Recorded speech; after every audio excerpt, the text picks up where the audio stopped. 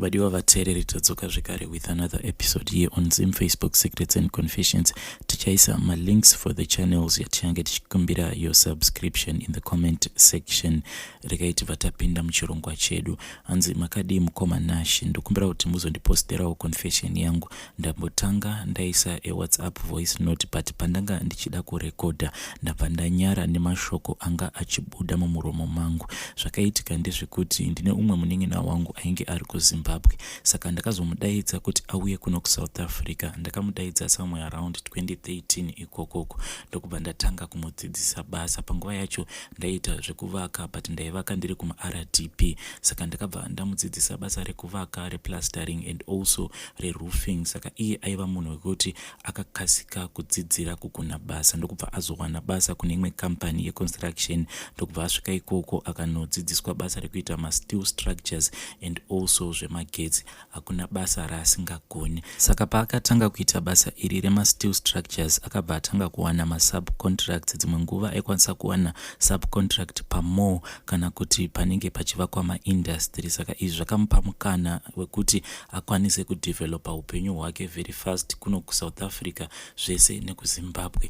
Yet inini ndainge ndiine makore ndiri muno muSouth Africa ndaita sekunge ndini munhu ainge akadirwa jambwa nemunyama because ndaingoramba ndichingoshanda kuma-RDP. Apa mari dzacho dzaingouyawo pano nepapo kutoti ndinzi ndabatawo mari. Ndaitoita zvekuvakirawo mamwe machembere ma3 rooms ma2 rooms mumalocations. Apa kubhadharwa kwacho unoita zvekubhadharwa mbichana kana mari dzavo dzemundende dzauya. Saka izvi zvakabva zvaita sekunge inini ndainge ndiri munhu wekuti ndaisagona kuronga nemari. Mumba mangu chaimo marriage yangu yakapedzera yatoparara because mukadzi wangu ainge ava kukombeya life yainge yava kuraramwa nemunin'ina wangu nemukadzi wake nelife yatairarama because isusu takangoramba tiri vanhu vekuti taingogara mulocation tichigara mumukuku. But munhu wandainge ndakawinza kuno kujoni akatomborara pafloor mumukuku mandaigara akabva abuda mulocation ndokubva atanga kunogara kuma-estate kunotogarawo varungu kuti umushanyire chaiko kwaitonetsa because unototanga watomufonera kuti ukwanise kuvhurirwa gate. Saka relationship yangu nemunin'ina wangu yakangotanga kudzikira mbichana because iye ainge ava kuwirirana nevanhu vaaiona kuti ndivo vari pastage yake. Inini nezvangu akabva atokanganwa. Mukadzi wangu aigara achingochema kuti but bamunini ngavasadaro. Munhu akasvikirawo mumaoko edu vachipinda muno mujoni, munhu wandaibikira ndichiwachira. Nhasi uno kana vachiita mabharai avo vanodaidza dzimwe shamwari dzavo dzavakangosangana nadzo muno mujoni. Marriage yangu yakazoparara mukoma nashi pandakatanga kushandawo pane imwe construction company. Saka ndakazombosungirwa mapepa ndokubva ndanogara mujeri kuda kwe3 months. Pandakazobuda ndakasvika mukadzi ainge ava kutogara neumwe munhu ende mabasa acho ainge ava kusatombowanika zvachose. Saka ndakazoenda kune rimwe prazi. Saka ndiri paprazi ipapo pay yandaipiwa yaiva iri shoma. Saka semunhu ainge achimbobatawo mari kumashure uko ndainge ndichiendesa umwe mwana wangu musikana kuboarding. Saka kuzopesana kwatainge taita inini namai vake mabudgets edu ainge asina kumira zvakanaka. There was a time yekuti baba vangu vakazorwara ndokubva ndazokumbira munin'ina wangu mari yekuti ndikwanise kutumira baba vaendeswe kuchipatara. Munin'ina wangu akauya papurazi ndokubva andikweretesa mari yaya. Sezvo mari yainge andipa yainge yakawanda nesalary yandaipiwa yainge iri shoma, ndakatora nguva kuti ndikwanise kumubhadhara mari iyaiya. Saka mukadzi wemunin'ina wangu uyu ndiye akazotanga kupa munin'ina wangu pressure kuti bamukuru ngavabhadhare mari.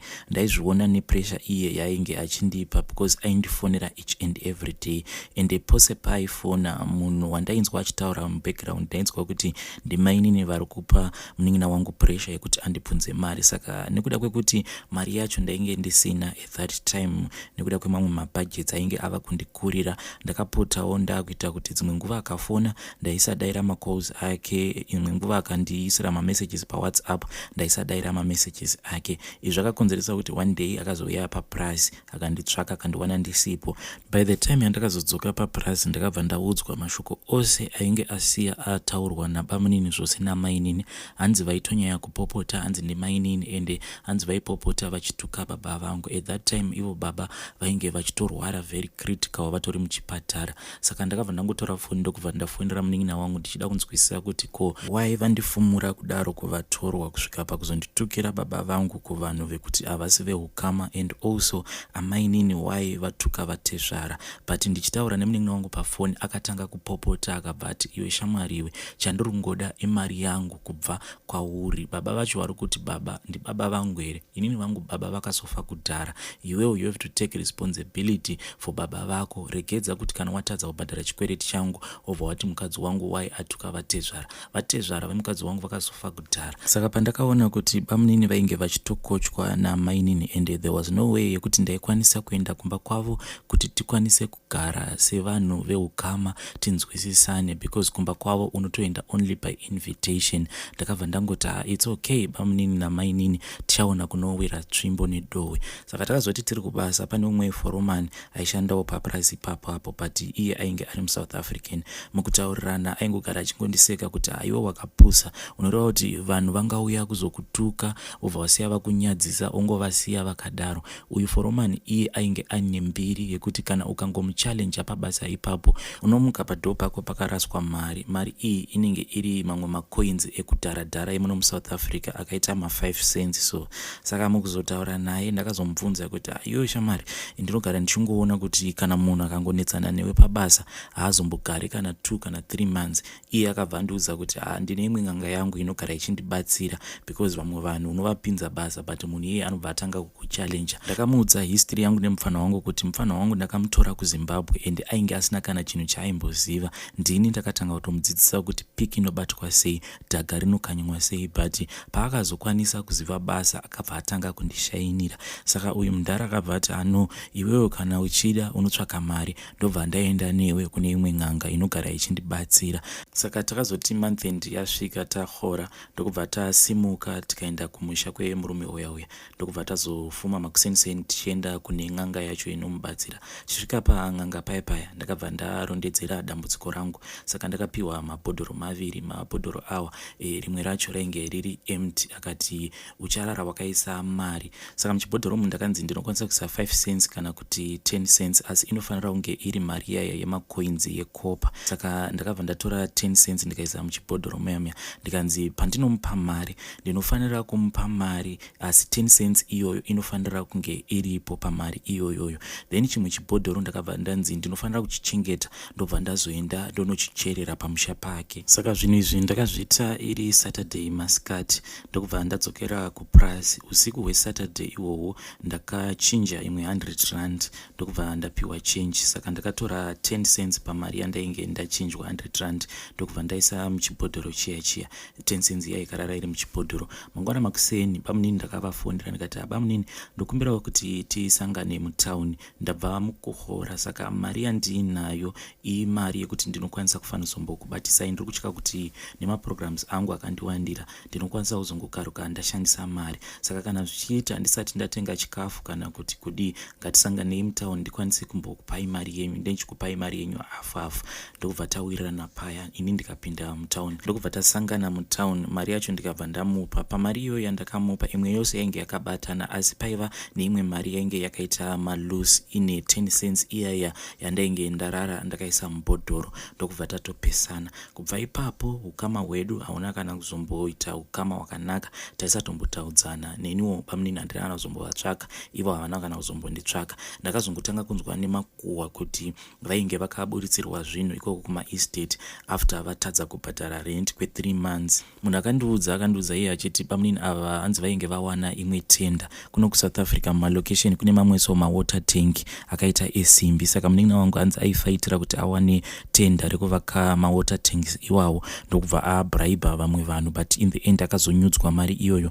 Tenda iro rikabva rapiwa umwe muZimbabwean. Apa hanzi ainge apedza kutengesa motikari nezvimwe zvinhu achimhanyidzana nekuwana tenda iri.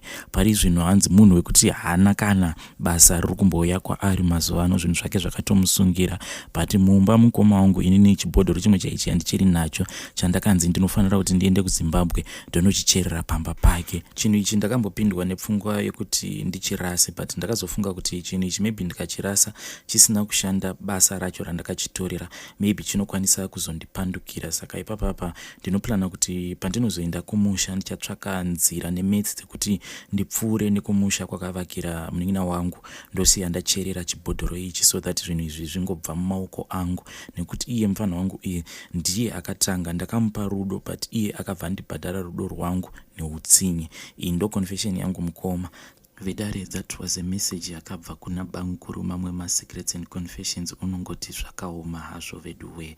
Rekaiti pataenda panyedu inotevera. Hanzi hello mukoma Nashi, ndiri kunetsana nemurume wangu nenyaya yekuti haandipe mari yekuti ndiitewo zveklasi zvinoita vamwe vangu. Ndiri mukadzi ane mwana wake, I am married. Habi wangu ndichangoroorwa aindipa mari yegrosari. Ndainoshopa zvese kusvika kuice cream nemajeli ndaingozvigadzira vanhu vobva vadya an afternoon meal. Maybe kukura kwandiri kuita, maybe inyaya yekutiwo mazuva iwawo zvinhu zvaitengeka ende zvainge zvakachipa. Dzimwe nguva ndaisatobika, taingobuda tobva tanogocha inini naHabi. My man is quite a busy man, anongofunga mari kwandiri nowadays. Munhu wekuti haana kana anyaneni, pfungwa dzake dzinenge dzingori pamari. Iko zvino mari yacho kunyangwe yegrosari chaiyo inotobuda yakashota. Apa ndina maid, ndine mwana wechikoro, zvese izvi haambozvioni, anenge achingoti tiri kusevha idyai zviripo. The other day takambonzi bikai sadza nemachunks akasangana nemavhenji. I was like, sure sadza nemachunks inini manje. I was like, zvinhu izvozvo hazvimboitike because panapa atitombotamburi zvekudaro. Buritsa mari yauinayo. Iye akabva aramba ndokubva atobuda. Zuva iri ndakanwa tea ndokubva ndarara. Mangwana ndakamuka makuseni ndokutora mari mutrauzi, ndikaona kuti mari yaainge ainayo it was $300 but aida kusacrifice kuti inini nevana tirari tadya sadza nemachunks, but yet aiva nemari yainge akawanda kudaro. Ndakabva ndafonera mafriends angu ndokubva tatoita party, and it was a party yekutomusvongoresa because ndainge ndaboekana. Party iya yakati yapera, Habi akabva andibvunza kuti kondiani aorganize party iyi. Inini ndikabva ndangomunyepera kuti mafriends angu not inini. Akabva ati it's okay. Mari iya haana kana kumbogara anotisa kuti ndainge ndaitora. Zvakazoitika ndezvekuti iye ainge ava kuenda ega kushopping because aiti inini I am wasting money. Kunyangwe mari yemumba anongosiya mari on a daily basis over akuti mari iyi unotenga chakati. Inini now ndava kungopiwa mari yekuti ndinoruka musoro, and inenge iri mari yakangokwanirana nekuruka musoro. Anongokudza kuti enda unoruka musoro pana mainingi, ndini ndichazovabhadhara, kana kuti anovabvunza kuti style yakati inoita mari. Vakamuudza mari iyoyo anobva avaudza kuti saka mangwana amai vekwangu vari kuuya kuzorukwa musoro, munofanira kuvaruka style yakati. Apa zvimastaira zvacho zvaanenge achisugesta zvimastaira zvekudharadhara zvekuti kana uchifamba nemafriends ako unenge uchinyara, because all of my friends vanoita kuchinjanisa ma-ear to ear. Apa iwewe unenge wakasonorerwa zidhanyela. Mukoma, nyaya iyi inondirwadza kusvika pekupedzisira zvekuti kunyangwe paanoti ari kuda kuita bonde neni ndinotomboramba, because ndichiona kuti now munhu ari kuda kuita bonde neni but kundishongedza kwacho haatombodi. Life yandiri kurarama iri kundirwadza mukoma. Ndakamuudza kuti kana ukaramba uchidai inini newe tinokwanisa kungorambana anytime soon. Akaramba ake akanyarara. Pane paya pamangambotumidzira imwe link yechina chemadzimai, ini ndakabva ndajoina group iroro. Saka iye ndaisaziva kuti posi apa panobva kubasa ukumbira foni yangu, aingoti ndiri kukumbirawo foni yako todambotamba magemu. Izvo munhu aienda muchina chiya chevanhukadzi obva averenga mamessages ose anenge aswera achitumirwa mugrupu iroro. Kana tava pambedha obva atanga kuti ndanzwa muchitaura nyaya yakati wadi wambondiitira staira iyoyo, because zvanga zvichirakidza kuti ndo staira inofarirwa nevanhukadzi. Ini ndakabva ndangoexita group iroro, ndikabva ndati now iwewe uri kuti ndofanira kukuitira zvaunoda pambedha, but inini zvacho zvandinoda mumwoyo mangu haudi kundipa. Naye mukoma Nashi, ndingadzi ndiri wrong here? Because akabva atanga kupopota kuti waexitirei group iroro. Hauzivi kuti mugroup imomo manga mutone zvidzidziso zvakakosha. Ko iye wai asingadiwo zvidzidziso zvacho zvekuti mukadzi anofanira kupiwa mari? Vedare, iyo ndo nyaya yatakatumirwa navanzvadzi vedu. Hanzi ndiri kuda mari, ndoda mari. Rekaiti vataenda panyedu inotevera. Hanzi hello mukoma Nashi, inini ndakaroorwa nehanzvadzi yangu asi vabereki vangu havatombozvisivi. Nyaya yangu yakadai, takazvarwa tiri 2 mumba medu. Inini nehanzvadzi yangu takasiyana ne15 years. Now ndakati ndapedza kunyora ndokubva ndaenda kumba kwebrother yangu ndokutanga kugara navo, asi iye akaroora. So neumwe musi takati takaenda out tiri inini nebrother yangu. We had gone out for drinks but takabva tatanga kunwa doro. We were both drunk ndokubva tabhuka a lodge tikabva tarara tose. But after this tainge tiri drunk zvinhu izvi takazozvidzokorora futi mangwana acho makuseni, but doro rainge ratopera mumusoro. I could feel kuti my brother was the right man for me. Now ndakazoti ndava kudzokera kumba, iye akabva andiudza kuti zvese zvatakaita ngazvichimbomirira ipapapa. But later on ndakabva ndatanga kungomusenderawo mamwe mavideos aya ndichimuudza kuti I feel you bro. Iye akabva ati even inini I feel you always, kunyange ndiri kubasa I feel you all the time. Saka takabva tangoramba tichingorara tese until ndaita nhumbu. So ndaita nhumbu ndakabva ndapiwa mari nabrother yangu, akabva ati ita sekunge watizira. Iniwo ndakangoita sekudaro ndokubva ndangobuda pamba. Hapana kana munhu wandakamboudza. Vanhu vakatombonditsvaka but ndainge ndatolojerwa somewhere nehanzvadzi yangu. Tainge tatotenga mubhedha wedu nemachira edu nekasitofu kedu. Saka iye anopota achiuyawo apo nepapo achizondicheka, but iye ari kuti ava kuda barika. But barika redu iri tinofanira kuriita in such a way yekuti amai guru havafanire kunge vachizviziva kuti inini ndini mukadzi wechitu wamukoma.